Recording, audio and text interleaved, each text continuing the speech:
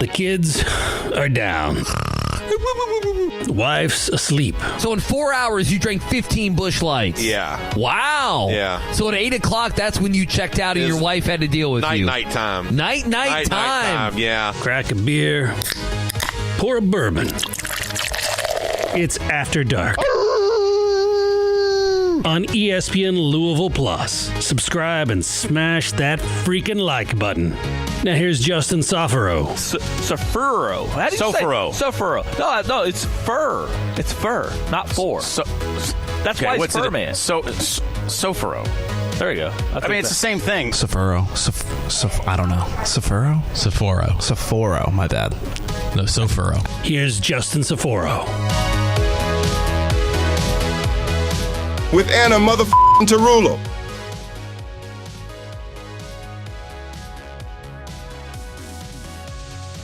All right, what's up? Welcome back in to now, or not now. What am I doing? What show am I doing? To After Dark on ESPN Louisville Plus. I'm Justin Soforo. She's Anna Tarullo. We decided to just James Strebel this thing. Show up 30 minutes late, whatever it is. It's my fault this time. There's a lot going on. Well, let's be honest. We got a little sickness going through both of us. We're both ill. This is like we're doing this from the infirmary, so don't judge it. This is our flu game. It might be our best episode yet. It might be, or it might be the worst. We'll see which one it is. We've got you covered. We're talking about a lot of things, cards, cats, everything around here. Just on the show sheet, on the news. We got the stuff talking about Jayden Quaintance coming back with Kentucky. I do want to get into some stuff here, talking about the coaches, talking about long-term and how we can really look at Kentucky Louisville competing maybe at the end of the season and what those goals can really be, as well as talking about those coaches. And we got one coach in football. We got to talk about Jeff Brohm and the stuff going on there, because I think there's more of a story there that a lot of people maybe want to let on, because so many people just want to just shut it up, shut your mouth. It doesn't matter because it's Jeff Brohm and he's Louisville, baby. He ain't going anywhere. Exactly. And then also, we'd be remiss doing the show today. If we forgot talking about it, it's Christmas week. It is the week. Volleyball. We got to talk a little volleyball. We can talk volleyball. Yes. No, I'm just kidding. Of course, I'm kidding. For tweeting about it. So many people. Yeah, Strebel was not happy about the volleyball. Nobody talk about volleyball. I don't care about volleyball. Whatever. I played college volleyball. Mind you. You can have your soapbox and talk all the volleyball you want. I'm not saying that I'm not going to talk it, but just we'll let you handle that there. As well, we'll see. There was a segment that Diener used to do, where he had this lovely woman, Katie, come in, and they would do little dating tips and stuff like that. I've got an idea there of something I want to throw out there because okay, nice. Yeah, I got something I want to work with there. We'll see if it works. We'll see if it works. It may not. It may be a dead fish, and I may be just like, let's move it on. Let's not do that one ever again. I'm sorry. I regret it. Get it. Yeah. And then, of course, like I said, we got to talk in the Sunday sauce this time. I think we're going to do a little talking about the Christmas festivities that us Pisons have, from time to time there. So anyway, Anna, how you feeling? Welcome back into After Dark on the channel. You've been dealing with some sickness and stuff going on, but welcome in. How you feeling? You know what? We're both rough. We're both coughing, hacking up a lung. I had a little bit feverish earlier today, but I was like, listen, it's been about a week since I've been on, so my butt is going to be here. Hopefully the listeners and the viewers enjoy it. I know I don't sound great, but I sound like a pack of Marlboro Lights, but just rock with it. What can you do? I'm just smoking a cigarette, darling. Just a couple cigarettes. A little bit of a cigarette. I sound like an American spirit. Exactly. It's perfect. It's what we need. I guess anyway, let's just let's get into it. Just yesterday, I'll be honest, I was expecting a different result given the things that we've seen, but I guess I shouldn't be surprised. And one facet, that's one way that I'm going to talk about it too. But Mark Pope and co getting it done in Carolina, taking in Catlanta. That's fine. Louisville won they won that championship. Damn it. But anyway, that's fine. We'll say Catlanta, Kentucky getting it done in the second half. The first half, I couldn't. I barely could stomach the first half of that game. It was the most disgusting play I've seen in a long time. Yes. I watched with my dad, and he was like, I'm not watching for the rest of the season before they do anything. And then at the end, he was like, yeah, he was clapping. I was like, you liar, you're lying right here. But what a turnaround between halves. What a difference that one player can make. I don't know. Am I completely sold on Mark Pope after them winning the past? I know IU's not great. They beat the heck out of Penn State. I know Louisville beat them as well. But I was, I think, a little bit more sold on them entering at least the Louisville game. I thought they were a good team. So when Kentucky beat them, it was exciting. But beating Rick Pitino at any level, do I think a rivalry game kind of gets in Rick Pitino's head? Not that it's a rivalry, but like a big emotional game for him? Sure. I think he's one of the greatest coaches we've ever seen up until maybe this year, the greatest coach in college basketball, but he never seemed to do well against Kentucky, even at Louisville, and I bet that pissed him off. Yep. But I thought Mark especially Pope, at Louisville, especially at Louisville, right? It's like anytime there's an emotional game, but I thought that would be more Mark Pope not being able to deal with that. He just talks about how much he loves him. I thought he would crumble under that, but just the difference between the two halves, it seems like they really found themselves. Jalen Lowe coming back is just all world. I love that. And Jayden Quaintance, I have never in my life seen a player change the makeup of a team, one player, ever. Like I've seen a player who's there from the beginning, and if they're out, maybe they'll change it. But like the team, there's no identity around the team. He makes everybody around him play harder. The physicality is there. Now, does it make you forgive? Sorry, no, go ahead. Sorry, I don't want to interrupt. You said the word. Sorry, you said the buzzword for me, physicality, and that's what set me up because like I watched that game. And I'm sorry, guys. I'm not going to poo-poo the Jayden Quaintance thing. I can't do it because I wanted Louisville to go after him when he was in the portal. I wanted them to get that done. I know so many people. Oh, you're overpaying for a player who's injured, and we'll see how he does long term if the injury pans out. If he can stay healthy, you've got. I mean, I hate to just go 0 to 100, but to me, the kind of player that I look at when I see him and the physicality and what he plays with, Montrezl Harrell. Like that's what he reminds me of. He reminds me a lot of that kind of. Also, the voice, the voice. This dude who is a freaking tank. I guess I could say it.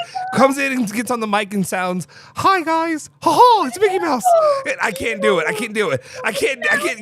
You can't have guns the size that you got and then come talk to me like Peppa Pig or whatever the voice you want to call that he sounds like. It kills me. And I'm just more than that to me is that how rarely is it that the superstar is the glue guy? I mean, I know you can come and make everyone around you better, but he almost has like a Draymond Green quality about him in the good ways that like he comes in and it's like, you have somebody who's going to fight for you. You have somebody who's going to play hard every play. That's what was shocking to me. He made if your best player on the court is running down that court super hard, you're going to be doing it too. He made Otega Oweh play harder. He made everybody play harder, and it all worked. So do I have judgment for Mark Pope that you couldn't make it work without him? Because here's what the great Kirby Smart said a few weeks ago. Let's not be weak here. Everybody deals with injuries, right? Everybody has injuries. Like that's not special to your team. That's part of playing the sport. That's a reality of the sport. If you don't like it, don't play. Don't get into coaching. That's just what it is, right? Yep. So I think Mark Pope went outside of his brand. His brand was really shooting and cerebral basketball, and he just tried to almost go Mark Stoops on it, which we've talked about before, go totally off brand and go to physicality. Now, it wasn't working without Jayden Quaintance. He changes everything, and Mark Pope should get credit for that. Yeah. It doesn't change my thoughts on how long Mark Pope should be there and what I feel about him as a hire, but it was a big bright spot. It makes me more excited for the season. It felt exciting to watch again. And part of that is just having an NBA caliber player on the floor, right? That's what part of that is. And that's what everyone's like, the season's not as exciting anymore. I'm like, because you don't have those NBA caliber players. Jalen Lowe is another big piece that they have not ever played well without him in the game. And how you don't have a backup point guard, I do not know. But Jayden Quaintance, everybody's rebounding harder when he's in the game. Brandon Garrison's playing harder. Malachi Moreno's, everybody's playing harder when he's in the game. And that almost pisses me off. Honestly, there's a point of it that pisses me off. Why couldn't you do that before? And I'll take it away. I think he's great at playing kind of like an off the center role, right? He can be your glue guy. He can be your effort guy. You could have him take the last shot, but like leading the offense and leading everything on the floor, like that's not really for him. Jaylen Lowe does a great job of that. So much of what I want to know is like, are there other personal issues? Because yes, the injection of one player can make you that much better. Sorry. To a point. To a point, it can spurn you. I've never seen anything like that. Like no, it was night and day in the second half there. Yeah. What happened at halftime? What happened in that locker room? All I know is when you have Mohamed Diakate, am I saying it right? Diabate, dear God, who's Diakate? I've been watching Italian soccer all weekend too. So like, there's so many different games that names and stuff. But anyway, when you got Mohamed in there with him, you got Jaylen Lowe, and you got him, then all things are just clicking as a team together. Cam Williams kind of got back in a rhythm as well. The one thing that's just unforgivable to me is not having a backup point guard, but good for Jaylen Lowe. I'm so glad that's not his shooting arm that's injured, but he makes everything flow. Like, you need him in there. And I understand. I don't want to give Mark Pope like too much of a leash there with like, okay, well, his best players got injured, whatever. This isn't how he thought it would be. The best coaches can make it work really with what you have. Look at Petito's first years there and what he was able to accomplish. So I don't buy into that. But you can get unlucky, sure. But like, I also don't believe the offense was stagnant a lot of the time. It looks like Cal's offense. You have a bunch of guys standing around. You can't even inbound the ball. But just defensively, the second half, they looked a lot better. I was very, very, very excited about that. They looked like a tournament team. Who knows? We might end up loving these guys, but I have greater questions about the leadership, but I was happy to see the win. I don't know. Like, am I going to start? I don't know what to expect moving forward. One of the points that were pointed out that I think TJ Walker of the Kentucky basketball and football post game shows. I'm about to say radio. But a Kentucky roll call on another channel or another station. No, it's fine. I just can't. Big X, I think, is what it is. We're friends out here. Anyway, exactly. TJ's on there, and he one of the things he pointed out from this game, walking away from it, and I don't know if because Kentucky was the winner in it that it really changed a lot of things, but was talking about these are two teams that were highly thought of going into the season, and that for the most part have been underwhelming. I don't know what to say, perceived failures. Kentucky, yes, you could say that.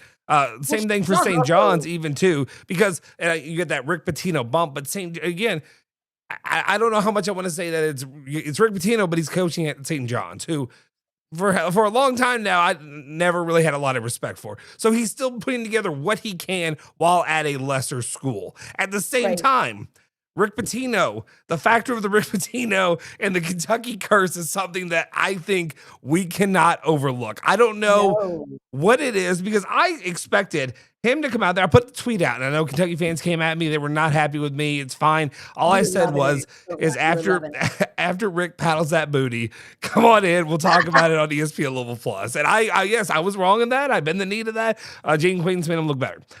That being said, we need to have a psyche valve for Rick Pitino when it comes to Kentucky, because I gave so much of it, and I still give it to Calipari. But at the same time, it's just he cannot get over the big blue hump. It's impossible for Rick Pitino to play that game against Mark Pope. Like, you got, I guess, I don't know if I can. Nervous Nelly, who cursed the cowardly dog who was shaking in his boots. And it's like, that guy is the greatest man I've ever met. And when I see his name pop up on my caller ID, I pee down my leg a little bit. I'm like, that guy, all you have to do is look at him wrong. And he'd be like, all right, pull the starters. I'm sorry. No, it's crazy. And that's why I'm just like, man, the worst part of it for me is during the first part of that game, before I was setting up for the post game and everything, I was upstairs, with the TV watching or whatever, and my sons were in there, and Luca comes and just sits next to Dad. He's like, "Hey, Dad, what you watching?" And he goes, "Oh no!" What he says is, "Why are you watching the Cats? Why are you watching them?" Like there was a betrayal, and I'm like, "Buddy, here's the thing. we don't cheer for them. This is not our team. We cheer for the Cards. And then, of course, Nello comes in, go Cats, because he likes to troll me and all that stuff that he does. He is a Louisville fan. They're getting Louisville stuff for Christmas. We will ingrain this. We will indoctrinate them any way we can. Nello might. He's a terror that way. But one of the things, we sat there and I had to tell him, I was like, buddy, we watch them because you also enjoy when you want them to lose. But at the same time, there was a man on the opposite sideline, a man who your father loves, respects, appreciates so much, a man who your father misses so much on the sideline for Louisville. And his name is Rick Pitino, and this is him. And then I showed him, and he looked at me and goes, "Oh." It was one of those moments. He's 1,000 years old, and he's out there angry, yelling, and screaming. That's not who he expected. That's not anything to get. A legend. You wouldn't believe it, but yeah, it's a legend. Okay, I'm trying to teach you that. One day they'll appreciate that, Soforo. I remember I told him we will rewatch the 2013 national championship game one day, and then you will understand. And then there's don't. We're not doing this. We're not doing this. It's one day the NCAA will crumble and it won't matter anymore. But anyway, it is what it is. They won that damn championship. Until I get my money back for every single tournament game that I went to, they won that fucking game. They won it. If the NCAA wants to return me every penny that I spent to go to every single tournament game and the championship, Final Four, all that, the hotels, everything. Then no, you can't take that from me. Anyway, you're totally right though. There is some weird he gets in his head about playing Kentucky. It's very odd, and I thought that would be different. You're not at Rupp, you're not at Yum Center, you're out of town, and he even tried to say that after he was like, "Well, it didn't mean as much than if it were at Rupp Arena. That would have meant a little bit more." But and then people were making a big deal about the handshake line, right? That meant nothing to me. They had dinner before the game. They talked before the game. That he's going to call him after. That's like his protege. Yeah. The handshake is just sucks we lost, but it's not like that's the last words they're going to speak. They're probably going to speak that night, right? Mm-hmm. People called it a blow by, and I was like, it's not a blow by. That's not a. I am very well versed in the Rick Pitino blow by. It is. He will not look at you. He won't even whatever. Yeah, it's not. It was just I lost. It is what it is. I'm upset at my team, but there's no is the term right? No love lost. Because that's when you don't like somebody. Wait, hold on. But I feel like that term actually should mean I didn't lose love for you. He didn't love for you. You know what I mean? That term doesn't make sense. Whatever. Right. But you know what I mean. On this show, okay? But I agree with that. And it was just funny seeing Mark Pope celebrate with his wife after it was he got saved from the death penalty. She was like, "Oh my God, yes!" And no, I'm not trying to be mean or anything. It was just funny. It's you could tell things just weren't going well, but it was good to see Jayden Quaintance. I just can't believe he's such a game changer. He is that was just unbelievable to me. He's but I'm a all physical specimen. This is the kind of guy. His wingspan, and he tries so hard every play. Yep. And he's practicing with them, so it's he just makes everybody around him better because of his effort. Mm-hmm. Just what a great kid, and but I don't know how it changes my expectations for the season. I'm just that's the big question I was going to ask you. Yeah. Is Kentucky back? After this game, is Kentucky back? Kentucky basketball, you know what I mean? The dare to dream of the. I guess you get back because in the end you're 7-4 now. It's not, you know what I mean? It's the season ain't over. It's it ain't perfect. It's hard when you walk away from 30-point beatdowns to Gonzaga. But is Kentucky back? You mean we're done booing our coach, our own coach, and our own players, which we saw almost happen in the first half? Yeah. To the second half, then we're back. We're not chasing anybody out with pitchforks right now. Mm-hmm. But Quaintance does add. I mean, he's one of the most talented guys to come through Kentucky in a while. Yeah. Cal, all the Cal years, everything. So let's give it a few more games before we really decide how back. You're giving me the Bobby V. You're giving me the cake bake. You're baking the cake right now. We're back. I think I'm having two differentiations. Like, is Mark Pope back in my mind and soul and spirit? No, I don't think that's ever going to happen. Is this team better? And we've raised the ceiling on what I thought they could accomplish. For sure, they're back. For sure, they're back. I'm excited about SEC play now. But like, I think it's just a weird internal battle with like, I really don't believe in Mark Pope still. Even with that performance, Jayden Quaintance is making him look better than he actually is. Yeah. But like, what that was the whole story of the Cal years, right? So I feel like, how the fuck are we right back to square one? Yeah. How we were with Cal. Like, it's the same shit. You're running the same Cal offense. You're not even running the same offense that you ran last year because people are confused about it. So a little bit of it feels like deja vu, Groundhog Day, but we're back because I'm more excited about this season. And I'm excited to watch the next game. Is that a basic like concept of like when you have a talent, like is that I'm just trying to work it out in my mind. Like when you say we're back to the same kind of like Cal system under a different coach, we're doing the same stuff that we're doing. That's what I mean. Is that just like kind of a go-to when you have like players of this talent level that you just expect them to be able to put it together? That's the thing. Like, no, actually, no. Like, I don't think most people run good offenses. Most people have a sophisticated offensive set. This was the whole thing. Every complaint I had against John Calipari was like, you have so much talent, and like, maybe he knows what he's doing a little bit. I'll give him some credit. It's like, just let these guys play. They have so much natural talent, right? Yeah. But why I thought what was frustrating, it seemed like that couldn't win a championship anymore. And you needed like a Dan Hurley to really settle in there. And like, he beat you with guys who weren't all 5-stars, right? Like, I just wanted a really good cerebral basketball mind. But like this year, at least last year, their offensive fundamentals were really good. This year, they're not cutting good. They're not setting screens good. They're not doing anything like that well. They don't even know how to help on defense correctly and get back. And don't get me started on Malachi Marino. I know he's really young, but he just kills me. Like, so much of his skill set is not developed, especially defensively. He can't finish around the basket. He drives me crazy. But what I'm talking about specifically is having so much talent that you go out there and let them play essentially AAU, like street ball. And like you never call it, you can't get the ball in bounds. And what has happened this season so far with Mark Pope, can't get the ball in bounds. You're running no offense. Guys are just stagnant. They're staying there. And I think 99% of coaches aren't like that in the NCAA. But Cal is. And why all of a sudden does Pope look like Cal? Yeah, I do wonder that, and maybe that's what I'm thinking. Maybe that's kind of what I was trying to say was I wonder if guys just, or if maybe it's not the coach. Maybe the coach just doesn't have a grasp over his men, and what happens is those guys that are out there playing regress back into their high school days, and they go right back into what they've known growing up, which is I'm supposed to be the best player out here. I'm going to do whatever I'm used to doing.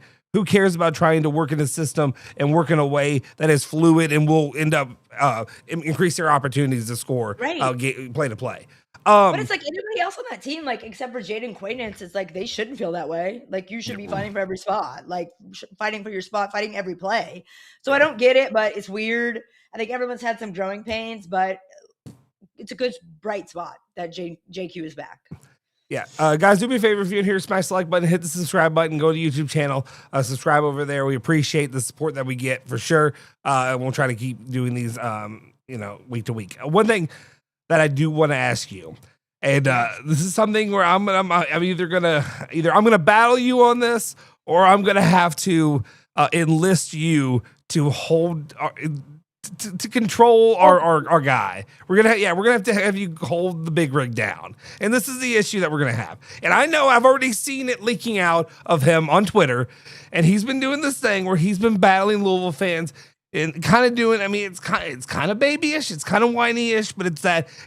Well, now that we got JQ, it's a different team. Could you imagine if Louisville played us this month? Shut your damn mouth. Shut the hell up. I do agree with part of it. I understand that, but here's what you can't do. Last year, Kason Pryor got injured right before the Kentucky game, and last year, not the caliber player. But I get what you're saying. But Kason Pryor on that team did make that big of a difference for Louisville when it came to having some kind of interior presence, and that's what I mean. Like Louisville in that game. Kason Pryor only makes up a few points. Louisville was also beating Kentucky by 20 points at one point in that game. While Louisville in Kentucky, it was it was down to like 3 points in the last like 4 minutes, in that game. Whatever, throw it out the door. I'm just tired because I know what Drew's going to do. He's going to do it all week. He's going to do the same thing, and he's the biggest. We're all hypocrites. It happens to every single one of us. And I love him. And the one thing I didn't have time for and I wanted to do today, I was going to dig up the sound of him saying that last year, saying, you can't say it. That's part of the game. Injuries happen. This is what happens. You can't, whatever. And I know that he's going to do it. And I know it's going to happen. Lottery pick injury, that is different. You have to admit that's a little bit different. We play with what we have. We play with what we have, Tarullo. This is what Louisville basketball had. We were coming out of Kenny Payne. Because do I believe the outcome would have been a little bit different? For sure. Like, do I know? Do I believe for sure it would have been a win? I don't know. But also, it's like I can't quote Kirby Smart earlier on that shit, and you don't have next man up mentality where you're all just trained assassins to go out there and kill people. That's the kind of coach I want. So no, I'm not going to glorify. I think because my standard of the product that I want to see could overcome that, right? If you're a truly good coach, you go and overcome that with your brain, with the scheme you draw up, with the discipline and your fundamentals of the players you have. I will not celebrate the fact. I never want to celebrate a team that's going to like go on a player being out as their reason they lost. They looked like shit in the game. If they looked really good in the game, okay, I can get on board with that. If they looked great in the game and it just came down to a talent differential, but it didn't. They looked like shit. They looked undisciplined. So that's why I won't jump on that train or battle people on that train. I'm going to lose my voice before we're done. No, I'm sorry. If you need me to rest you, respite. But, you know what I'm saying? Like if they looked so clean and so good, and it just came down to like being like out physical, things like that, it didn't. They looked like shit. They didn't look like they tried. So that's why I would be hesitant about saying that, because there's other things you could have fixed to get you more in the game. But I do think it would have made a huge difference. But thanks, Luther. Thanks, Luther. Anyway. Yeah, he said F Loserville and its fans. It's fine. Do your thing. Somebody didn't respond to me. Somebody didn't want to call into the postgame show. I guess after they win, Luther's feeling. He's not confident enough to call in on those games. You want to call in right now, Luther? You want to give us a comment? Call in. Anyway. Sorry, I got completely sidetracked there. Anyway, one of the things too that I'm interested in seeing, I mean, how bad is the St. John's team going to be down the line? Because if it is a team that actually is going to be a Rick Pitino team, and Rick Pitino does develop his players and develop his team throughout the season, I'm interested to see, because if they completely collapse and this looks like one of his, the 2010 year for Louisville, when it's that bad, that's what I worry about. It really does. They're not a good team. They have not been a good team all season. So that's why I'm also pumping the brakes on the celebration as well. You just have to take it all with a grain of salt. And I think we've lost perspective of how embarrassing it was to look that bad in that first half against a shitty team. Yeah. No. And I think coming off a win against IU, perception is altered as well. It's this isn't some big thing of you are totally back. There's some improvement you can be excited about, but that's not a good St. John's team at all, and you need to be honest with that.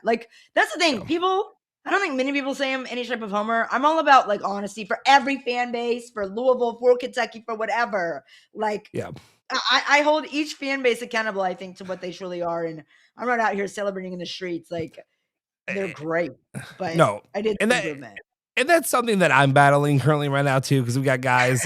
I'll say his name, Danny Grace. He's not in here right now, but if he watches this later, a lot of people watch this in the rewatch. He's been battling me daily. I put something out there, and he's been calling me a fake Louisville fan, a UK homer kind of thing. It's no, man.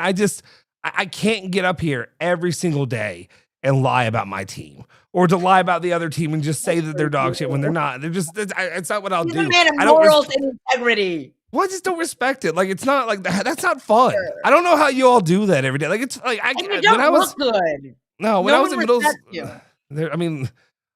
look 3 years ago. Remember all the people that were blowing bullshit smoke up your ass? I guess is what I'm saying. When it comes to Kenny Payne, do you not remember that? Those people lost so much credibility.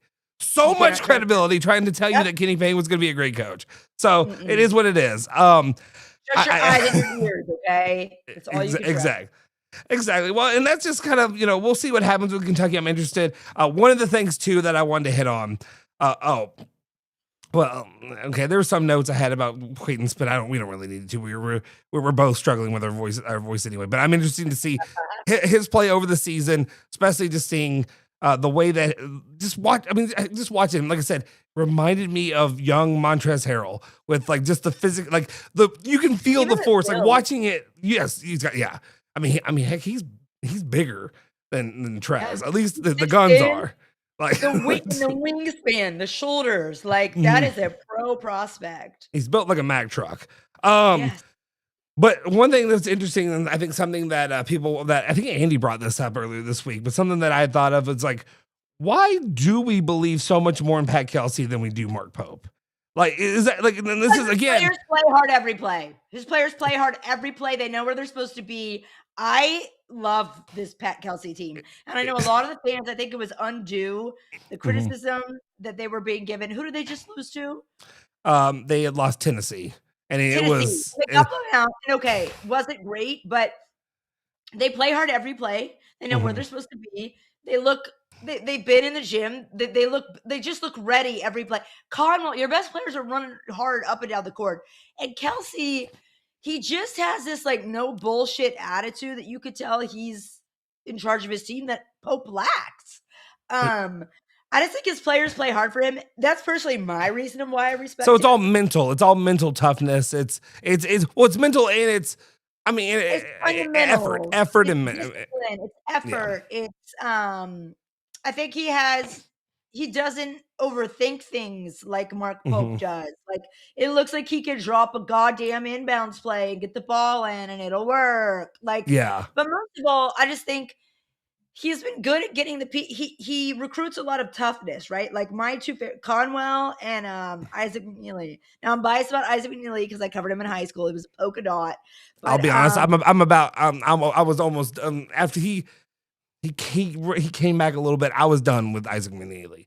Let me go ahead. Like I feel like we've gotten so far away from the Tennessee game. I feel like when we do this, it almost feels like I need to do it twice a week so I can get some of these emotions out. Sometimes because re-hype about JQ. I was trying to get re-hype about it. Exactly, because we end up being like, oh, we'll see you in a couple of days, and then it's like I don't have the same feelings I had. But I'll tell you this: during that Tennessee game, Locke was right at that point. Like I wrote him off. I was done with Isaac McNeely. I never needed to see him walk out on that court again. And the reasons were because I think at that point he went 3 straight quarters without making a three.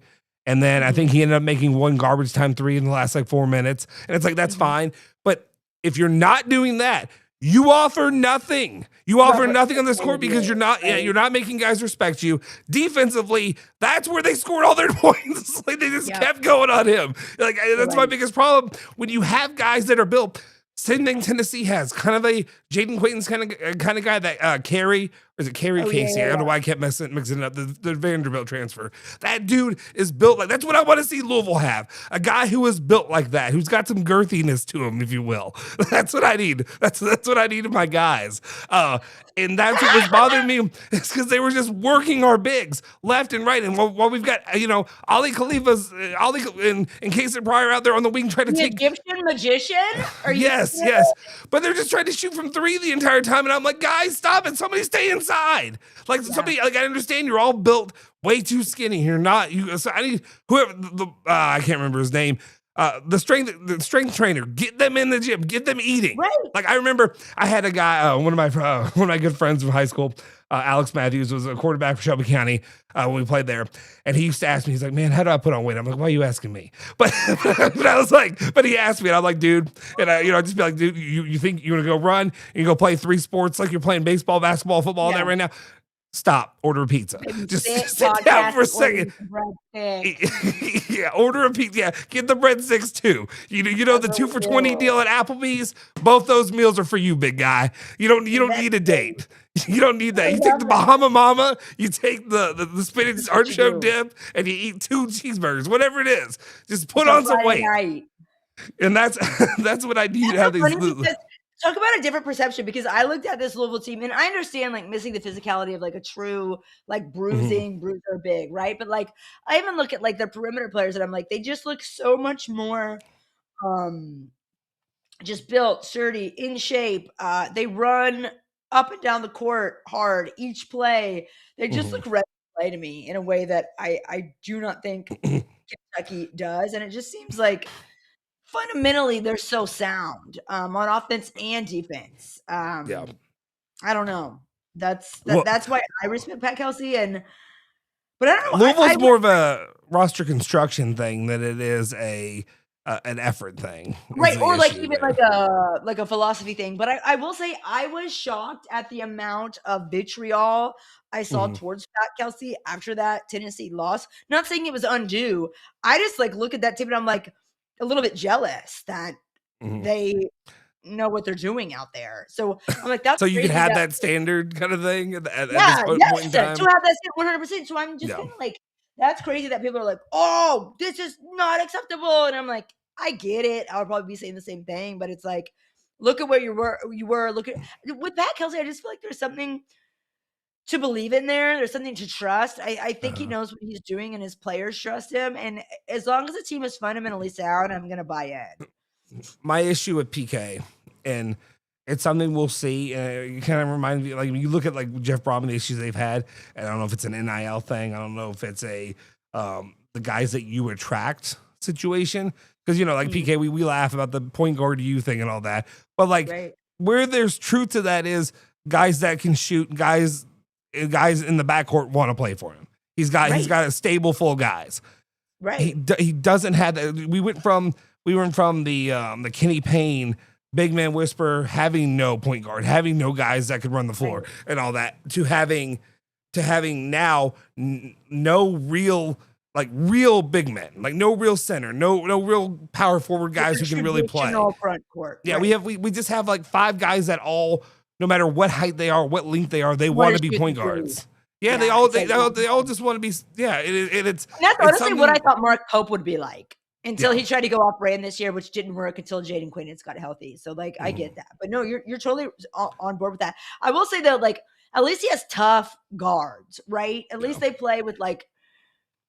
They're athletic. Well, thank God. If you didn't have Woolley, if you didn't have Ryan Conwell is quickly becoming one of my favorite players of all time. He's awesome. Given his background and like his family stuff, being that he is like actually a Louisville like fan, not just, you know, like he wanted to, play for Louisville before and all that kind of stuff. And then the effort he puts in, the physicality he plays with, it's what I want to see from everybody. It's what, thank God. They play hard every play.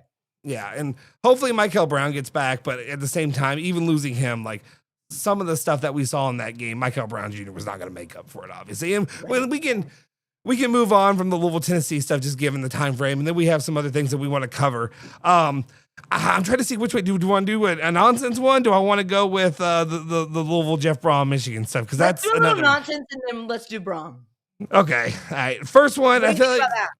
I like it. I think we're going to wrap it with Sunday sauce later. So first off, this is the one that we'll see if it hits. If it doesn't, I'll just shut down the live. You'll just quickly see it, just cut to black. And then I'll talk to Tarullo in a week. We'll see how it goes. But anyway, one of the fun things, if you guys are listeners to the station at ESPN Louisville, I don't know what happened. It got phased out a little bit quickly. And I'm wondering if maybe, here's my take. Diener had a lovely woman. Her name was Katie.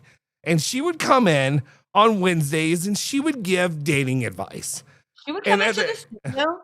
No. Sorry. She was based out of California initially. Like she was in LA. And this is also another part of my issues with Katie. She's a sweetheart. All these things, she's a nice lady. She's a nice lady. My guy, Sister Wives is coming on, but just chill out. We'll get right back into it. Promise me. You can call Louisville bums, whatever. Here's the issue I had. She would come in and give dating advice, and yes, Mark Blankenbeger would come in. He's the perfect dater and all this stuff. He does everything well. Oh, he's still friends with his exes. Well, see, that's the problem. I am too. It's like Andy brought that up, and I didn't want to say it. I'll say this, and this is okay. This is douchey. It is what it is. I don't know how to say this. There were moments we had bad relationships. They're all good now, I guess, at this point is what I would say. I would also say this. I don't know why I'm saying this. Okay. During the time when my wife and I were dating, and then when we got married, I will say every single one of them at least tried to come back one time during that period. Every single one tried to do like the last ditch. Hey, why don't you marry me instead? Why don't you do that instead? So that's all I'm gonna say. That's all I'm gonna say. So your boy did. I'm like, oh, they totally are gonna come back, and like, no, I think you one has ever tried. Yeah, it was like no. It was like I appreciate the offering anyway, but at the same time, that is amazing. So Blank, do one better. Blank, what you got? You got something else, big boy? Yeah. What else you got? I want to know. Just friends. They're trying to come back. Okay. But anyway, to this point, this is where she'd come in and give her advice, her tips, and all these kind of things. And the problem is that Diener and them are like. You're talking about older men that are in their 50s that are looking for, you know what I mean, that are looking for dating. But we probably are. We probably are. Diener ain't watching this. Diener doesn't even know this is on. Nobody watches this is what he believes.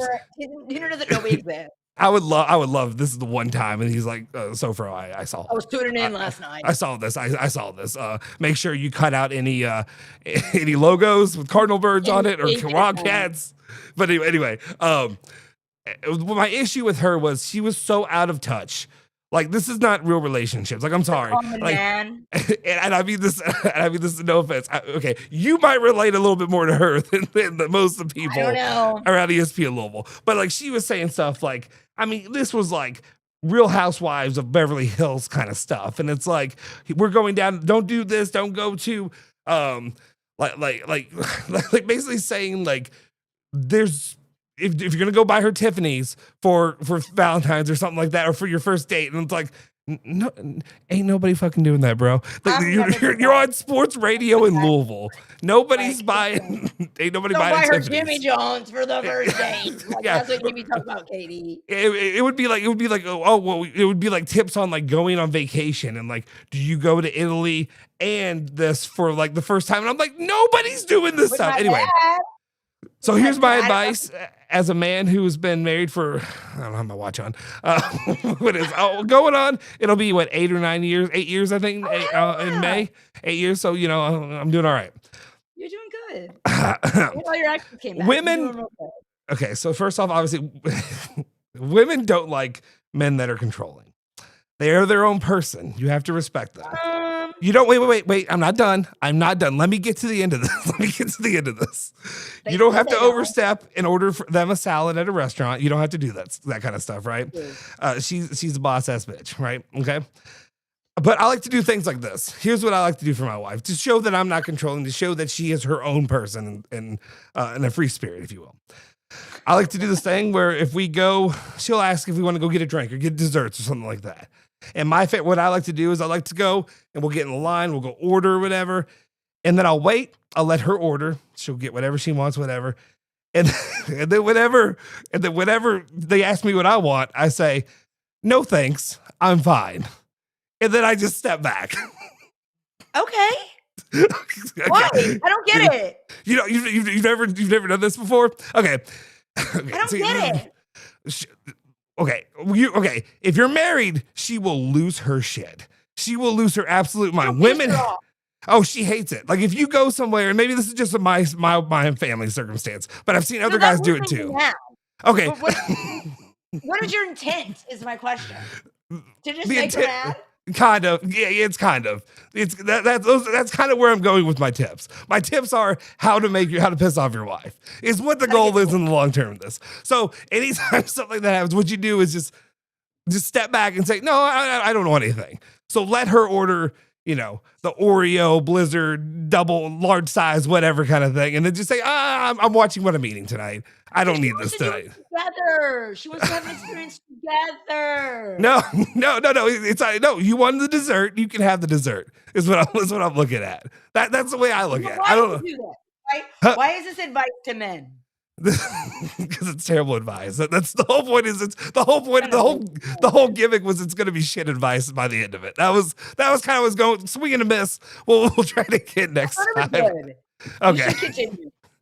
Ways to piss off your wife, 2026. Well, I don't want them to. I don't want to say that's what I'm doing, but yeah, that's what I'm doing. Okay. Because they'll be clued in that way. All right. Sorry, Luther. We can go back to real sports talk now. There's little bits of stuff I'm going to try. We'll see. Anyway, so this is actually one that I do want to get pretty serious about, and this is something when it comes to Louisville football. I think it's something that we really need to take into consideration because I think a lot of Louisville fans are living, I don't know if I want to say we're living in a false reality, but I think there's a lot of people that have this feeling that because you have Jeff Brohm at home now, and I think a lot of it has to do too, the first time when you went and tried to woo him away from Purdue, he said no.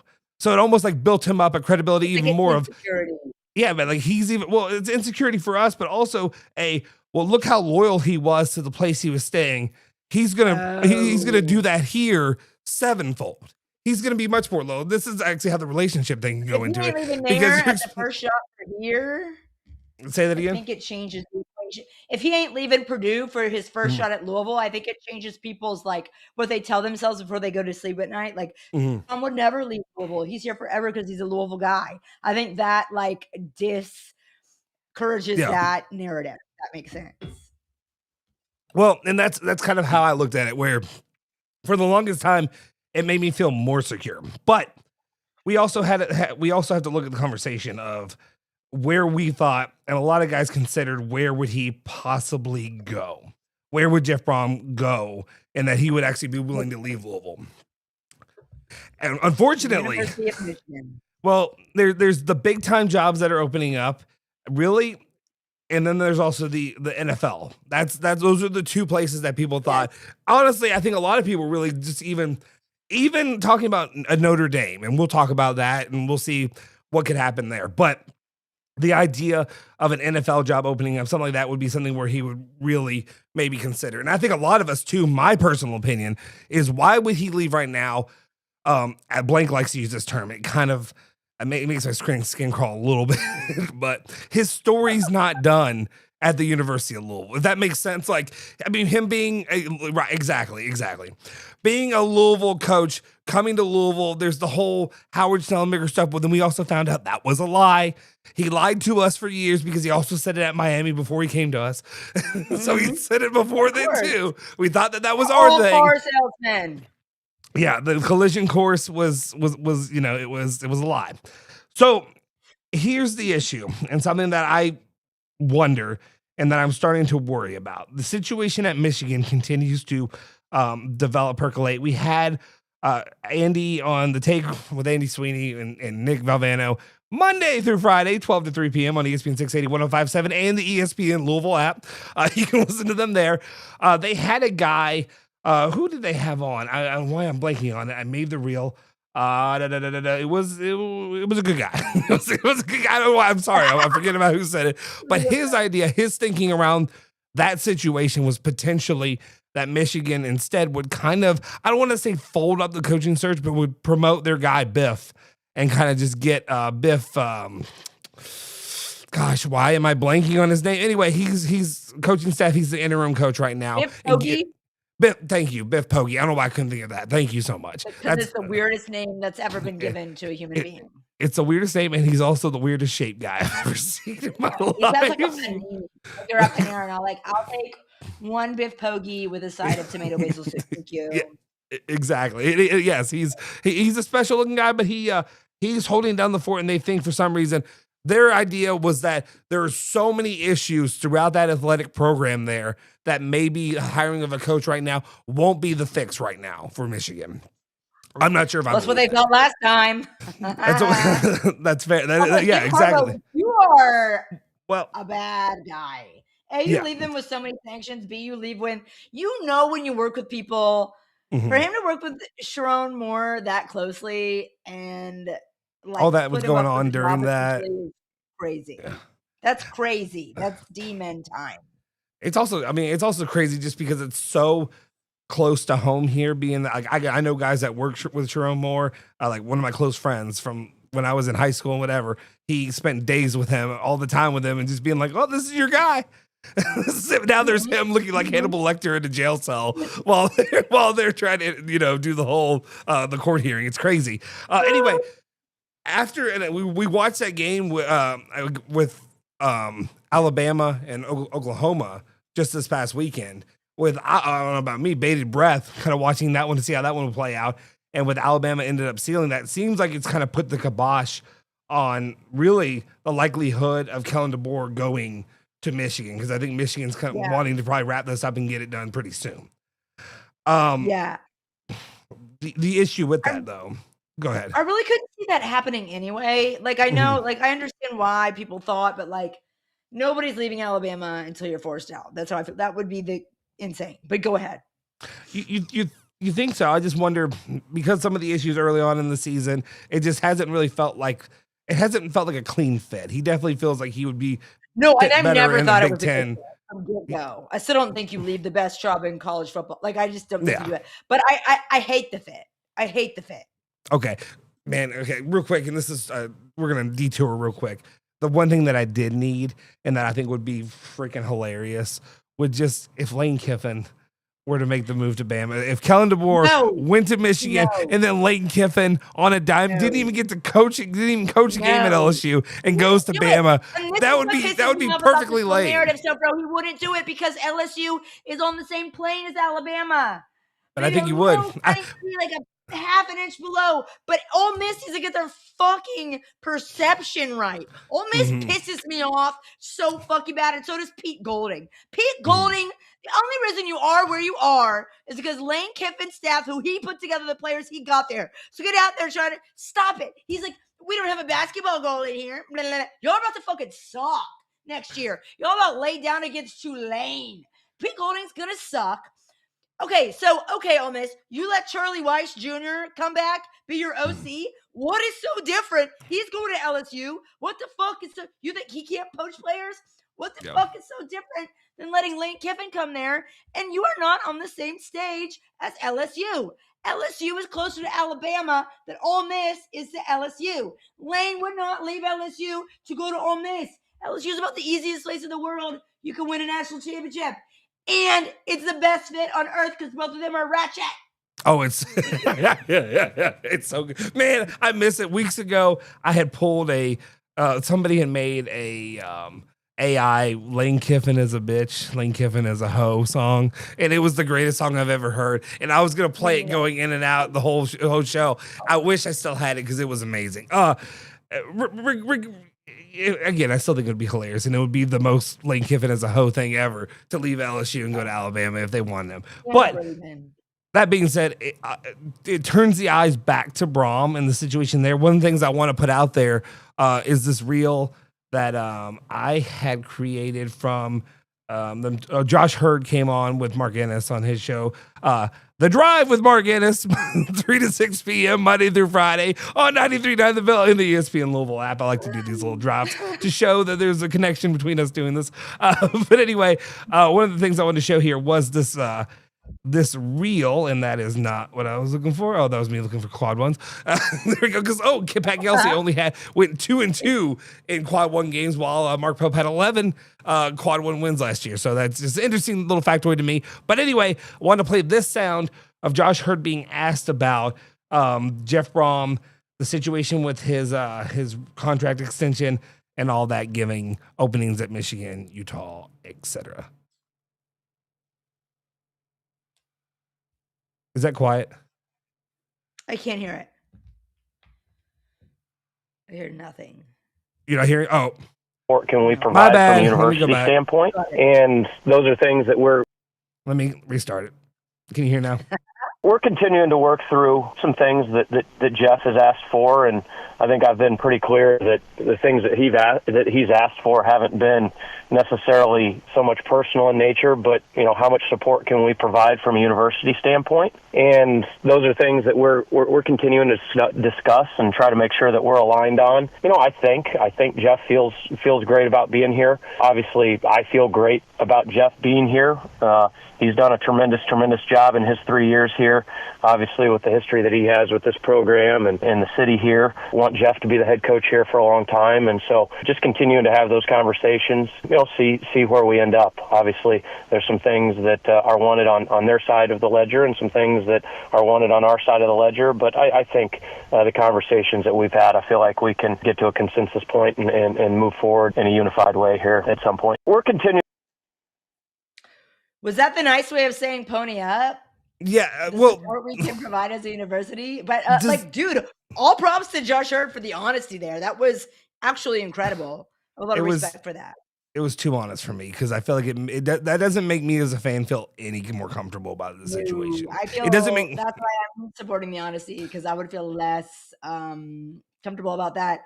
Well, I saw a lot of people tweet that out too when we put that reel initially out. I saw a lot of people be like, "Oh, I don't know about that, guys," and that's how I feel.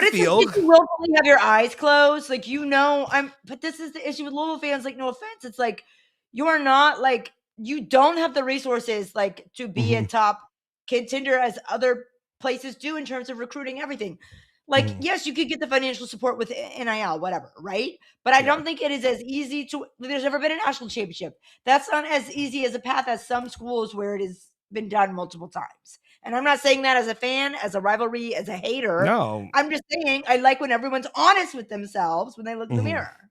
Well, and that's kind of the thing too, is like as we dive more into these NIL waters, the more and more clear. Like the worst thing probably for a lot of up and coming teams was being open about NIL and allowing NIL, because now, well, in certain circumstances, because we talked in the past about how Alabama and them, now they look at these other teams that have not been powerhouses, but because they have so much financial back, Indiana and football now, that they're able to do it. But for the teams that like Louisville that don't have these, billionaire donors, they don't have, I mean, the closest thing they had was like Junior Bridgman and, and that kind of money. I'm sure there's nameless people that I don't know that are flying out to the island or that used to fly out to the island.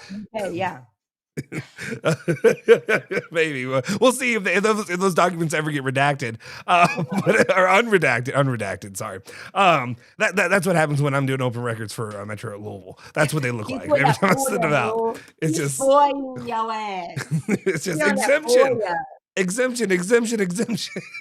Anyway, but one of the things for me is like, yes, there is the coming to Jesus, I guess, and realizing as Louisville, because we used to talk about how Louisville, left and right, it'd be all about how much money they have and how much they can, that they can work with and all that. And now it's fairly clear. And obviously there's been a lot of a bleeding of the funds over the years, bad decisions made, the changeover that you've had to have from athletic directors, from Rick Pitino and all the nonsense that happened. What about, everything. Papa John support too? Like I never thought about that. Like, yep. I know that's like a touchy subject, but like, how much would a difference maker would that be? No, it's massive. It was a massive issue, and and here's where you get yourself into hot water, Justin. How do you wiggle out of this one? Never mind. There are things that no, it's fine. We'll talk about it. The things that happened and the things that he did.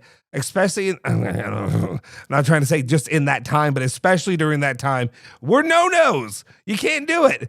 And then next thing you know, he's wearing blue at UK games, cheering on the Cats with all the plastic surgery. And anyway, but that I could make, but I'm not. Yeah, every job I want to keep it. Mm-hmm. I think, unfortunately, I think there were a lot of things during that time where I think a lot of people should have let things play out, instead of making these massive moves and statements. And the smart thing, or really the best thing for Louisville at the time would have been to let it play out, let him keep let the Papa John's brand name stay on the stadium, because while it was named his business and after him, the business itself today is not associated with with John Schneider anymore. He's no longer, in control there. So you throw away a really good deal, a really big deal, lots of money, lots of other things, lots of other connections and issues. And now we're looking at it where, I don't know what you can yell in Federal Credit Stadium. That's what we've got. I don't know. Right. And that's yes. I get what you mean. That was a very trigger pin moment in time where people were making very big decisions. And now I think things have slowed down a little bit, but in terms of people's reaction time to Mhm. not that like whatever happened is cool, but like you said, that he's not even involved with the company anymore. That means that There's that's a big Yeah, sorry, I was trying not to like sniffle into the into the mic for anyway. Yeah, Anthony Easton, I see you, my guy. Yeah, I'm a fearmonger. I am anti-Louisville. I am all these things. These are the you know. You got him. I love you, my guy. I appreciate the support that you give us and all the hate you give me too. Oh no, but at I'm the frozen. same time, are you frozen? You're not frozen for me. It's on your end. Oh wait, no, now you're frozen. Well, anyway, let me hear. I'm not sure if she can hear me or not. I can hear You're you. back. Can you hear me? You're back. You're Okay, out of the I'm void. back. I'm frozen Okay. still. You're Wait, I'm back. on your, yeah, it must be You know your it's our side. show, unless this happens once. It must be, yeah. The show doesn't count if it doesn't happen. Honestly, you only froze up a tiny bit for us. I think you were more frozen for you than you were for us. So we're good. But anyway, one of the main reasons I want to talk about this is something also that Andy brought up. What we know that Brohm wants is not an unimaginable amount of money for himself. He's not even begging for that. What he really wants is what he's really laid out. And there's two parts of it. One part that really worries me a little bit. He wants, obviously, the NIL financials, which is not what worries me, but it's something that you need to be able to provide him, and you need to be able to get him the funds to allow him to compete and try to win a national title. And if he comes out to you and you look at the players that he has, and again, it's going to be difficult because obviously you're going up against the SEC teams and the money they have and the players they have already in there, in those states too. It's hard to recruit against those teams. But at the same time, you look at the situations across the nation. You look at Arizona State, you look at Missouri, and both of their coaches, they found a way to get it done. Like, they've got it done quickly. This Brohm situation has been going on since the Miami game. I mean, we're talking about, was that October? When was that? I can't remember the exact, I want to say it was October. It was sometime around then. And to me, I had expected at the time that, love you too, man. Appreciate it. At that time, I just expected that some kind of deal would have gotten done, especially being that you are Louisville's, beloved son, favorite son at this point. Right. You're of the Brohms and, that whole thing. And the fact that it hasn't, the one thing that I've heard that he also wants. No, I'm frozen again. You are. Well, you're not for me. You look fine to me. You're moving. Oh, no, okay, she's. Good. Oh, okay. Now You actually just froze yourself. Like in real life, you went like this. And then it was like, she's frozen. She's back. The issue that I have, or the worry that I have, is that the rumor is what he wants as well. The thing that he does want for himself is the removal of a buyout clause for him to leave. And that's the rub. Like, that's... Wait, meaning what? Like, he wants the Stoops treatment? Like, he wants to get paid right away? No, like he wants an extension where if he wants to leave to go to another school, they don't have to buy it. There's no buyout that has to be paid to Louisville, and that he can just go. And to me, that's something that is a massive red flag. That is, he is using you until he's gone. Like, this is not the guy that you think he is. Like that. Yeah. That's literally, that's like having, I'm trying to, how do I, back to the relationship talk. How do you use it? Like, you gotta go on the side. Like, you ready to go when you're ready to go. It's like having him say like, hey, we can get fake married. we can have promise rings, but we can't do the full marriage ceremony and stuff because just in case I want to be able to know if Sydney Sweeney comes over here calling, like I'm out, I'm gone. Like, you know what I mean? Yeah. And that's, to me, that's what worries me. Yeah. Yeah. And I think I think people just took this perception and ran with it. Like, I don't feel like Brohm ever got here and was like, hey, I'm here for life. I'm so happy to be home in Louisville. Like, this is everything where I wanted to be. I'm never leaving. It was my dream to be here. And people just like connected dots being like, he's from here. He's a Louisville guy, et cetera, et cetera, et cetera. He's never going to leave. Right. And I think that was never, people took that and ran with it just out of perception. And I don't think it's true. Like, I could easily see him leaving. Well, I agree with you. Me being a pessimist and also having experienced these breakups time and time again in my life, when it comes to these the coaches that you fall in love with, like, yeah, I fell in love with Bobby 1.0. I did. Like that 06 team is still my favorite team of all time. You that and experience undergrads as well. It was but it was also just one of those, like I said, there are certain seasons where you can feel it. 06, I felt it that entire season, and they should have.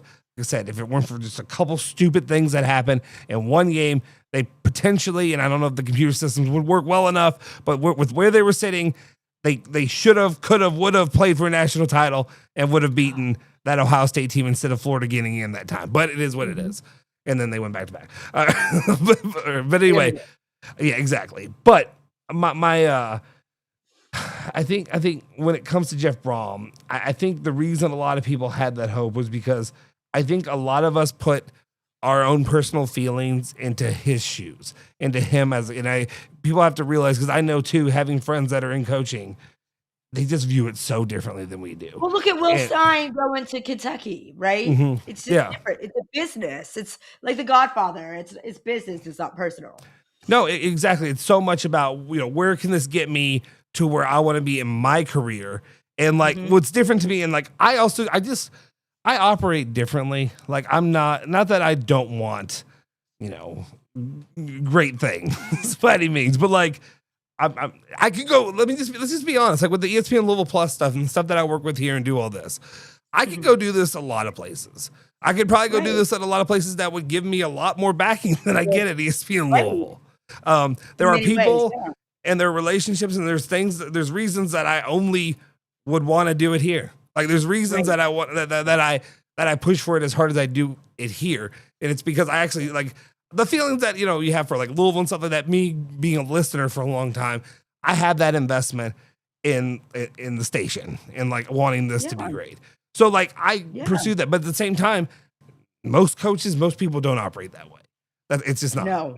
So I think especially with the climate of college football right now, especially, it's like nothing really means anything. You go to 3 schools, graduate, and your last school remembers you forever. And it's like the other 2 schools you were at don't at all. Like Fernando Mendoza at IU, like he'll forever be an IU guy. But like he built so much at Cal, but it's just different. Where you win the most and where your legacy is, it's one school when you've been to like 100. It's like college basketball too. The days of like a John Wooden coming in and going to, winning 13 titles, whatever. It's just different now. It's just completely changed. And I think also being in the industry of just media as much as I have, when you're up, you can't think about the legacy and what it all means while you're in it, or you would deteriorate. You couldn't do it. So you almost do have to like get anti-personal with it and just say what is going to be the best. But I do think there is a magic in like going somewhere that you love and wanting to rebuild it. I think that's very good. But look at Mark Pope. It could also be a huge deterrent. It could be too much for you, right? Yeah. It could get in the way. It's an old way of thinking. It really is. I think that's one of the things. It's a good, respectable way of thinking. Yeah, the world has changed so much. Like I think really. This is a lot in thinking, especially you see a lot of the guys that are retiring now, the Kansas State coach, guys that have been around there forever, and that say it's just not sustainable anymore. That's why guys that are successful, they won't last, and they won't stay at their place anymore. They have to find, because they know that one bad move, one season, whatever, and they're out the door. So at this point, it's always got to be without the resources. Yeah, and it's not even just the resources in like NIL money, recruiting. It's like donor support, booster support. Do you have an easy path to the ship? Like Penn State job, the fact that was open. So, I mean, I just feel like that's one of like your good kind of like everything is contrived to be towards football, which is good. It's so many things. And just fan support. How much is it like out of the state is for your team? I don't know. There's so many things that goes into it for support. That's not just NIL support, right? It's like, how much do we place our precedents and we expect you to win? One of the things that I remember, I think I wanted to talk about it last time and time before, I can't remember. But something that, again, I go back to Andy, but Andy's brought up some good points recently. And there's things that like I thought about this before, but I was kind of kept it to myself. But like, what if in the end, especially when you talk about the NIL issues, the not being, not investing in certain players and certain things, and they're just doing what they can. Like, what if this entire time it hasn't been Jeff Brohm blundering? What if it's been Jeff Brohm getting more out of what you are able to, what you're able to purchase, what you're able to go out and get? Like, what if he's really been like succeeding in spite of Louisville? Is what I wonder too. Especially when frozen again. Fuck. No, you're good. You're good. Oh well, we met. Okay, you're back. You're back. Can you hear me? Okay. No, yeah, we can hear you. Yeah, can you hear me whenever you're frozen? Yes. No, I can't hear you when I'm frozen, but I literally just go, I think I'm frozen again. Fuck. Oh, okay. Yeah. No, we heard all that. We got that. It went this way. I don't know why it didn't go that way. But yeah, I mean, especially too, and I think Trice here has a good point. He says that I think NIL and Kurt Signetti messed a lot of this up. But I think what you mean is like looking at what Indiana has been able to do really maybe changes a lot of people's perception. And Vanderbilt with UK as well, but also I would argue that they could have great donor support.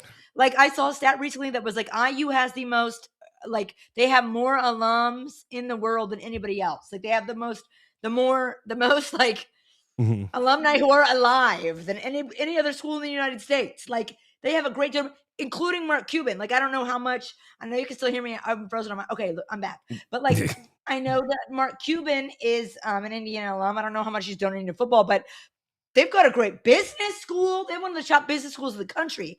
So like, I think there's more NIL there than you think without them being a historically good football program. And then think about Vanderbilt, the same thing. People are like, well, if Vanderbilt can do it, why can't you?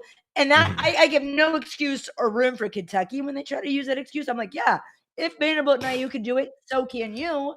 But also they do have great donor. They have a great alumni base. They have great donor support and a lot of money in their alumni. That's true. And it's something too that I think I wonder of me, like as a fan, and that this is almost where it's gonna be like maybe people have points when they say that NIL is going to destroy college football because the haves and have-nots are going to be so far in between. a way that when it first came on the scene, we felt like it would be Alabama, Ohio State. They're going to get everybody. And like, I have zero respect for Ryan Day. I don't think he's a great coach or anything, but he's got a great roster. And maybe like they'll win with that. Okay. Maybe they will. But I thought it would be the rich get richer, the poor get poorer. And what we've seen has been the opposite. This has been so interesting to me. You've been able to spread it out, like the spread out the town a little bit more in a way that you were never able to before, because you do have that donor support at other places that were kind of like they're hidden gems, they're hidden treasures, like an IU. I never thought it would be that way, but it has been. It's gone. When these things happen, it just goes. It goes how it goes. It can be completely opposite than what you thought, which is what has happened. Yeah, you found it in certain areas where like certain teams, like yes, there are certain rich that have gotten richer. Like Ohio State and teams like that. But then you have these little gems like Vanderbilt, Indiana, but again, they are in the have leagues is the problem. Right. And then when you look at the Louisvilles, the teams that have been up and coming that haven't found their way into one of those, unfortunately now 2 conferences, unless, now it's like, we're looking more and more at it. Like maybe that Big 12 will look more and more tempting, and maybe we'll see another change, and maybe Louisville will try to get in there. Maybe that'll help them get close the gap a little bit. But it, at this point right now, it does make me worry about a lot of these teams that have been. I mean, heck, look what's happening with like Florida State and Clemson, and like look at how they've struggled in the last few years. So it is interesting with NIL. And that's even more to the point of like the SEC, Big Ten superpowers. Like, and I don't. I just think there's a level of truth to that. The ACC has just been a dang mess. That Duke is your winner, but Miami gets in, and like just a complete mess and not reflective of the conference as a whole is what I would say. Real quick, I think just going off of that, we've watched the playoffs. We saw the games. I'll be honest, it's been a busy weekend for me. I watched where I could. There's been a lot of takes going out there. I've seen Locke battling a little bit with the takes about blowouts. And I mean, while I do agree with the vast majority of people that, I really, we don't have to, it sounds pathetic, especially like kind of the ACC being a have not right now, but especially with these, these JMUs and teams like that are getting in. Tulane, and stuff like that. It's just why waste our time? And again, blowouts happen anyway. Like we've seen. Who was it? Oregon did they get blown out last year? Or somebody got 30 piece. Somebody either way, was it Notre Dame and Oregon or was it? It was one of those teams. Somebody mentioned it. There's so many games now that I forget, but they happen either way. But at the same time, there's just not a draw for me. And I hate doing this because it's so vastly different from the NCAA tournament where you love to see the have-nots get in because they can get those upsets in. But in football, it seems like it's different. The talent differential is completely different than football and basketball. It is, and I think the issue is that we're not being honest with ourselves. We're trying to be like, oh well, let's be fair and let the little guy in. The chances of the little guy winning one game, the chances of a little guy winning more than one game, it's just different in football. The games are longer. You can't play as many games. It's just different. The positions are different. You're not playing the same possession each game. It's just a whole different scenario. You cannot compare it to basketball, that model, which is what I feel like they're trying to do. It is not the same thing. You need to be honest with yourself about that. And even more so, they're like, well, if only one G5 team would have gotten in, it should have been Tulane, right? And they look like shit. No offense. JMU put more points up on Oregon than anybody has this season. And I know there was a lot of quit. Oregon's offense looked great. Thank you, Will Stein. Shout out. They looked amazing. But their defense looked like shit, especially the second half. Like they just laid down a little bit. Like I think part of it is performative, right? We're going to let these guys in. But you can't do it when it's only a 12-team playoff. I think you have to be honest with yourself of like who really is the most able and capable of winning a national championship, because then it just affects your viewership for the games, and then as well as the next round, right? But it's not the same as basketball. Like, stop trying to make it the same thing as like, okay, in the NCAA basketball tournament, you could have a Cinderella. You can't fucking have a Cinderella in football. The talent differential is too steep. It's a different thing. No, I completely agree. And it's, it is just one of those things that, like, when you get to this weekend, it wasn't fun to watch. Like, it just wasn't. Like, it really wasn't. I don't know if expanding it and I don't know. Like, to me, I don't know what parameters you can set to, like, yes, you can maybe have one of those teams get like one of those teams get in, but it's got to be like a team that, like, I don't know what kind of bar you could set or what kind of analytics they have to hit for it to be like, okay, we're going to give you a chance. You know what I mean? Like, well, it could be like an antitrust lawsuit thing. Like, okay, we're competing in the FBS, but we never really have a shot. And I'm like, I never thought of it that way. And that's crazy that's the huge concern. And that's probably why they were let in. But like, I think everybody needs to let go of what basketball is. It's its own thing. That's a different thing. And you don't even really see the Cinderellas as much as you used to. Because look at Jayden Quaintance coming in and making a big deal for Kentucky. Like, talent matters in this day and age. It just does. It differentiates you. And it's really a waste of everybody's time. If you really do want to see a Cinderella upset, you let in those cusp teams. Because let's say the offshoot that you win your first game as a G5 team, there's no way you make a run. There's no way you win more than one. Sometimes we just need to be honest with ourselves about closest what thing it all to me, is. the closest thing to me is almost like you should have just let in like Virginia instead, or Duke at that point, really, because they would be doing better games for sure. Yes, and it's especially I joke about it or whatever. Said that Miami. I do strongly believe though. Yes, SEC and Big Ten best conferences. SEC I think is still the best, but I don't think the disparity is quite as big as we really believe that it is. And it's one of those things that kind of was showing this season too, that it definitely is possible for those teams to come in and win, because there are, especially Virginia, surprisingly has quite a bit of talent on that team. It is what it is. Did you want to touch it? Because I also don't want to waste your entire voice because you're be done. On the precipice. Did you want to have a moment for your girl for the volleyball to talk about that? Craig Skinner is one of the best people I've ever met. I think he reached out to me when I had surgery, when I got budget cut at my last job. He was one of the first people to be like, what can we do to help you? Great guy, great team, an incredible team.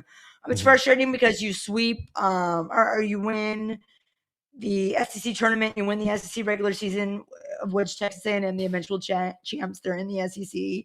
But they just got it going at the right time. Texas A&M did, but So proud of this Kentucky team. They're a complete powerhouse program. All respect to them. Disappointing way to end it, but what a fun season. What a fun postseason.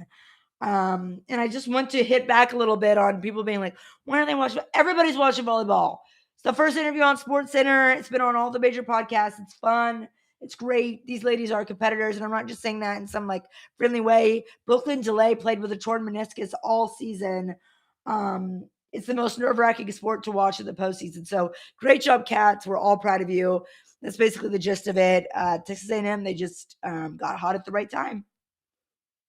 No, it's really interesting for me to watch, especially somebody. No offense, like no offense, but like I guess what I mean is, I've talked to you before about my bandwidth is difficult to keep adding more and more stuff to, as much as I want to. But I definitely tune in, like when DBK was doing her thing with Louisville, and Louisville even still did pretty well year one under Meskey and the way that he did. It was unfortunate the way that it went out, but it is interesting to definitely see volleyball hit new heights that it has since Kentucky won their first championship that year, and just to see it continue to be something playing at a high level competitively here locally. Because I remember like we go when I was in my fraternity at U of L, and we would support the volleyball team, and they were good. But they had some good players. Shout out Lindsay Mango and players like that. But like it was not to the level that we have today, where they're competing and they have. I mean, like I thought Kentucky was going to win another one. I was gonna be like, well, it's not. This is not one of those scenarios. And like, no offense, like I know Anthony, whoever, don't crush me because I'm not gonna be anti-Kentucky. But it's like one of those things where it doesn't bother me to see them win that. You know, if that makes sense, because it's like it's just to me, it's cool. I'm happy to see DBK not win one this year, especially after she continued to choke at Louisville. But again, getting Louisville to where they were, respect her for that, and I appreciate it. Right, it's cool. And I think a lot of people don't understand as well. Like I know. People of the station, previous people of the station, they were like, why is every Kentucky media member tweeting about this? I think there's a point of pride because there was one sport left in the SEC that had never won a title, and that was volleyball. And Kentucky was the first team to do that. And at the time Kentucky won their first title, only 9 teams had ever won. Only 9 schools had ever won a title, and Kentucky became the 10th. So it was like a trailblazing thing. Yeah, right. So it's like very exciting. And knowing how long Craig Skinner has been there and knowing the type of guy he is, just knowing the joy that his team plays with, he's just a great dude. And you're just so happy for that. And I think a lot of people got excited in that semifinal to see that killer instinct back in a Kentucky team. It reminds me of basketball teams that were very good, let's say 10 years ago, right? We haven't seen that in a while. It felt very nice. But shoot, Texas A&M, you just ran into a buzzsaw there. They look great as well. And also, I will say, the grassroots of volleyball really runs through Louisville. It does. It runs through Louisville High School, Louisville Club Volleyball. Even when I was in high school, a bunch of my friends who played club volleyball, they went on to play for Louisville and Kentucky. And to see that finally get recognized on a national stage, there's so much pride in that. You know, it's awesome. No, that is. Trice is asking, I would imagine they do. Does UK volleyball get NIL? Like, it'd be weird if they didn't. Yes, it's obviously not going to be the same level as basketball or football or whatever. But at the same time, yeah, I feel like anybody, whatever you can get them, especially now coming off a championship appearance too. A lot of those players are going to end up getting, better deals, I would imagine, around there. Yeah.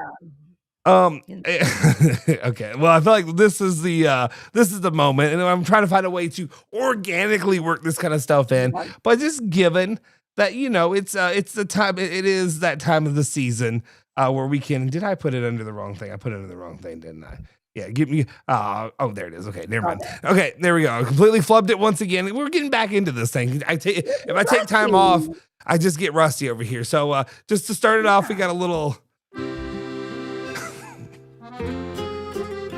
All right, this is a little Sunday sauce for you.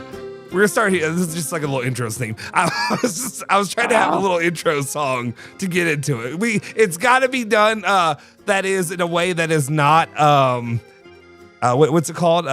Censor or copyright? Yes, it can't be copyright. Yeah, copyright. Yeah, intellectual property. Yeah, we can't play. One time I accidentally played the actual Tarantella, and they got me. They got me immediately as soon as I played. Even the real, you have to find a version of the Tarantella that is slightly like off, like, you know what I mean, where they have little, yeah, like or something like that. There's like they changed it a little bit. Anyway, so we'll have an actual intro into Sunday Sauce. A couple paisans hanging out here talking, but it is Christmas week. And I thought one of the things that we could talk about, the topic of this week, and of course, maybe we'd have Nick, if he ever has good internet one day or something like that, come on as well. But I thought I would ask you if your family has any Christmas traditions that you all celebrate. You asked this on the best day ever because today was Sauce Day. A bunch of my aunts come over, my sister, my cousins. We had more people this year. We had these 2 cute little girls who are my cousin's cousins. So there was a good amount of us. And we all make the sauce and the meatballs for Christmas Day. And this was my mom's grandmother's recipe. So it's a big day. So yeah, that's good. One year I made my mom used to do Christmas Eve and Christmas. She does this Christmas now. And one year I made her do Feast of the Seven Fishes, which was very fun, very Italian. But yeah, we go to midnight mass. As I've gotten older, I realized how much like doing like mass and stuff is part of like still feeling like very Catholic on it, which is super fun. Like, I don't know, you don't realize it, especially growing up here, but when we go back to my 7 hours at mass, it's great. Yes.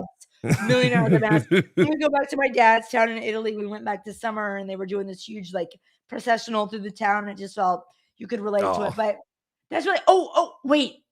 Soforo, do you know the song Dominic the Donkey? Yes, I know Dominic the Donkey. I had thought about it. Yes. The donkey. So like that's like the big Italian thing. Ching-a-dee-ching.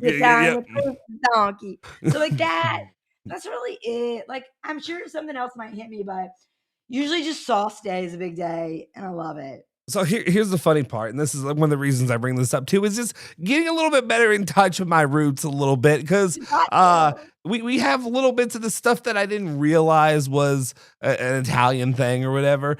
The part of it, I make a joke out of some of it too, and that's just you'll realize more you do shows that most of the time there's a bit. It's usually there's a joke that goes along with whatever I'm trying to do, but.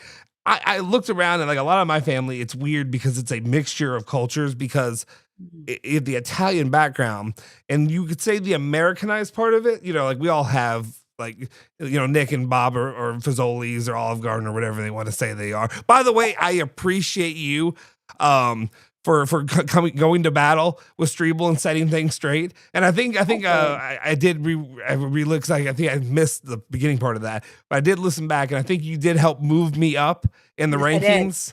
So I thank you. I appreciate that. But I know, Roman. one of the things that I didn't realize, because my family background I've talked about, the Italian side actually came through Mexico first, and then came up. So there's stuff that's mixed in, intertwined with some of the more Latin culture of all that too. It's kind of interesting how that makes it better. Yeah, it's funny because my family being from from Sicily. I was about to say Sicilia, but from Syracuse and all that. Palermo, especially going to visit there. It's funny when we went to Palermo and I visited. That part felt the most like home than anywhere, because the people in Palermo, my wife, I remember the first time we went, because her family, her mom and all that, she goes to Italy like every year, like a couple times a year or whatever, something like that. Oh, your wife's Italian too? No, they just love it. I think maybe that's why she picked me, I guess. But no, she go there all the time and go travel and do all that stuff. But you get out there, and I remember my wife at first being like, because I was like, I want to go to Sicily. Like, even if we don't get to Syracuse this time, like I want to go at least get to fly down to Palermo, and then because we hit like 4 or 5 spots in 2 weeks, kind of thing, and that's kind of how we did it. But I was like, we're going to Palermo, and she's worried about, you hear the rumors and all this stuff, and I'm like, it's going to be fine. It's fine. And the one thing I'll say is it felt as close to like Latin American kind of the culture. They are so welcoming. They're so loving. We were walking down the street at like 1 a.m. Yes, there's this pizza place down there, and the people down there, I remember ladies who, all the families lived, and a lot of them, live in poverty in that area down there, but they're like, they're so nice and they're so kind, and they're like in their little houses coming out and talking to us, and they're like, come over here, come to my family business and all this. It's so cool. Such a cool experience. There's such a warmth there. it reminds me of that kind of culture, and I love every bit of it. That's why, I love Latino culture as well. Yes, because I feel like I connect with it. It's so similar. It really is very similar. They may not want to acknowledge, like, the different cultures. They like to try to say, "Oh, I don't know about that." I'm like, no, you're very similar. You're very. But it's that family, that closeness, and all that kind of stuff. Yeah. Tri says the sauce. Does Soforo and Valvano know the same sauce? I don't know what that. The same sauce. You all got a different recipe for the sauce. It is a different recipe. But anyway, the reason I was getting to mine. So a tradition that I didn't realize was an Italian tradition, and it's basically. So here's the thing too. We never really did like the 7 fishes and all that because my mom has a ton of allergies. She's allergic to crab. She can't have any kind of seafood or anything like that. So like on Hitch, it was yes. Oh, it was terrible. She used to go down to my great aunt Carmen. I think Carmen she still lived down in Mexico, in Mexico City, and she would have them. They have like this beautiful house and all this stuff. But like my mom would just go there and live there for a month when she was a little girl, and she had crab and just the worst. Her throat closed up, her eyes, everything. It was terrible. So since then, lost her. You almost were not with us. Well, she stabbed that EpiPen and you're good to go. But anyway, the tradition that I found out that my family has is it's funny going to an Anglo Christmas. It's very different. A white Christmas. A white Christmas. I've gone to a white Christmas before. People have dated. I'm like, oh. Because my family, you stay until fucking 2 a.m. at least, and you can't. And then when you try to leave, the tradition is you say goodbye 17 times as you're trying to walk out to the damn door. Like it's nonstop. We used to say this joke about my grandparents because like my grandma or my nonna would be like, she would walk with me and then we'd be like this and we get into a whole nother conversation and we stand at this spot for like 20 minutes to a half hour and then you move over here and you got another conversation in the next 20 minutes to a half hour and then you finally just get out the door 3 hours later. And I live for that. It's different. Listen, I know people make fun of Italians for being like, I'm not white, I'm Italian, but like, no, it's different. It's a different thing. It's a different thing. Like just culturally, and I don't know if like part of that's like some of it's, I don't know. It's just different. And I remember I was dating this guy and like great guy, love him to death. But like it was when I was in West Virginia and I went to like his family Christmas because I didn't get off work, so we went after. I was like, oh my God, were you in deviled eggs and stuff? I was like, I've never had a deviled egg. Like, I've never done. I don't know. I refuse to eat them. Everything's very quiet. And then he went to my Christmas and he like literally had a panic attack and had to go upstairs. He's like, we need to leave. And I was like, everybody's yelling, everybody's playing games and doing stuff. And I'm like, they like you. They like you. I don't know. It's just crazy. I'm like, I think we're normal. Like, I don't think we're anything different, but like, some people can't hang, and I'm like, maybe that's why I'm still single. My personality just might be too much of what yours and mine are probably much more similar than we're used to with a lot of people. Because everyone's just loud. I don't know. I like it. I prefer that chaos. It makes me feel at home. I remember there was a fight with one of my aunts or something one time because hell yeah, I think we called her the fun Nazi or something like that. So she's married to my uncle Robert, who's very intelligent. He works for NASA. In Houston, he's an engineer for one of their. He's very very intelligent. Was real. Wear a body cam. I'm fairly real and ask him. Because I always text Treble every time he talks about NASA. I'm like, my family works at NASA, buddy. Like, don't talk down about NASA over here. Let's have him on the show. Man, he's a very interesting guy. He's very dry, very boring, but he has some very interesting stuff that he can bring. That sounds like a but yeah, but at the same time, I just remember, I can't remember, we were calling her the fun Nazi or something like that because we were yelling and making fun of each other the whole time. And I'm like, people don't realize, like, I think we're just messing with my mom and they were getting offended. I'm like, no, you don't realize this is what we do. Listen, if we're not being mean to you, we don't like you. We're like, I'm so sorry. I'm like, I'm like, oh, the attention's on me. You've been watching me to roast me. Like, I love to roast and I love getting roasted. That's how we show love in the family because it means like you know somebody enough to roast them. Yes, a lot of people don't understand that. That's exactly. It's a sign of respect. Yes, that's what it was. If it's not, we don't like you. Yeah, if I don't like you, we're just not talking about you. You're in the corner.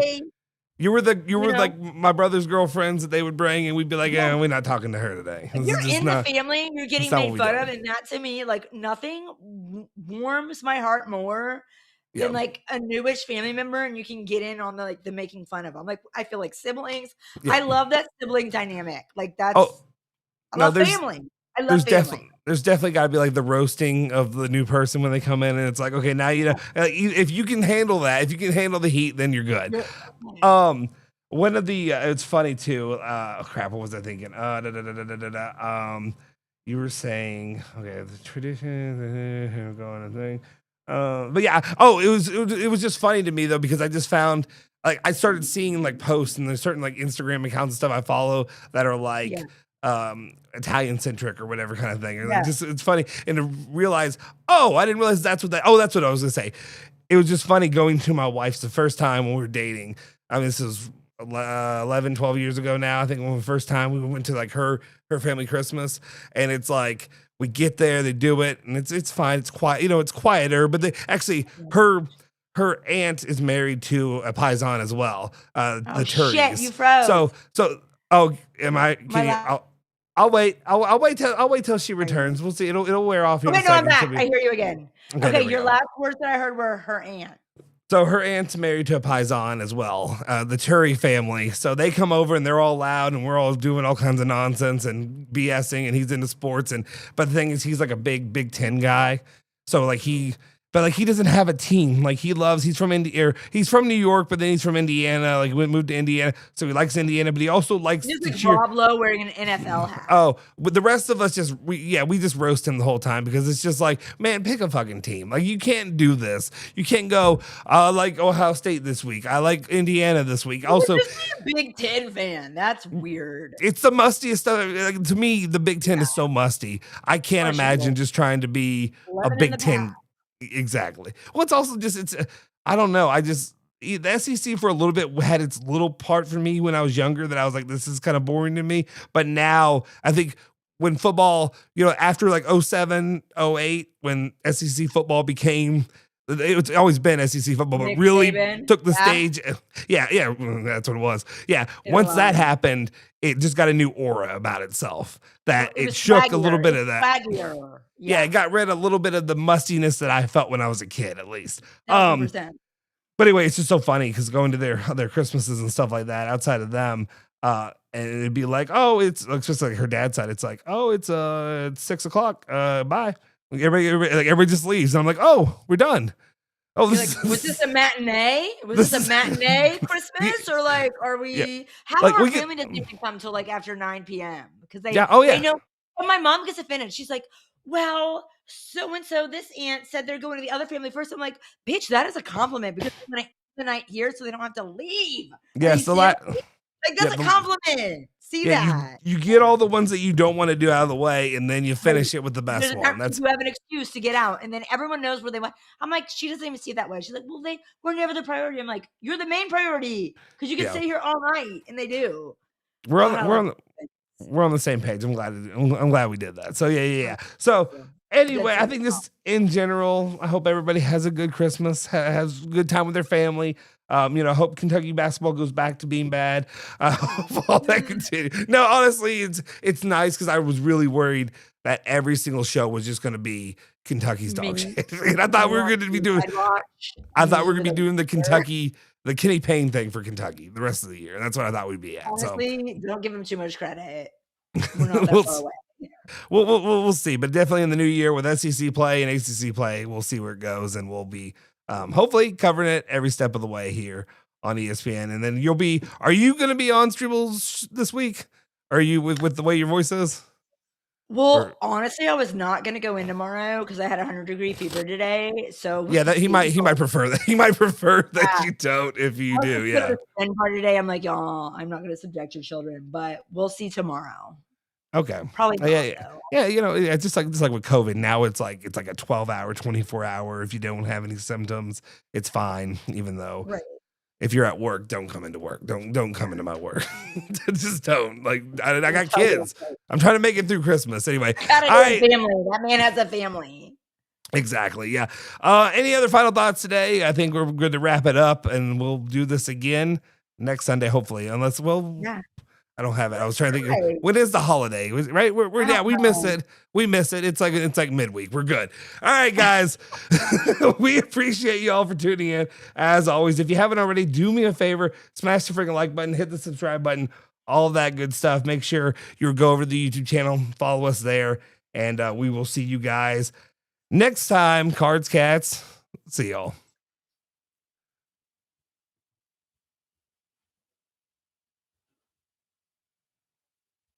Are we done? Oh, sorry.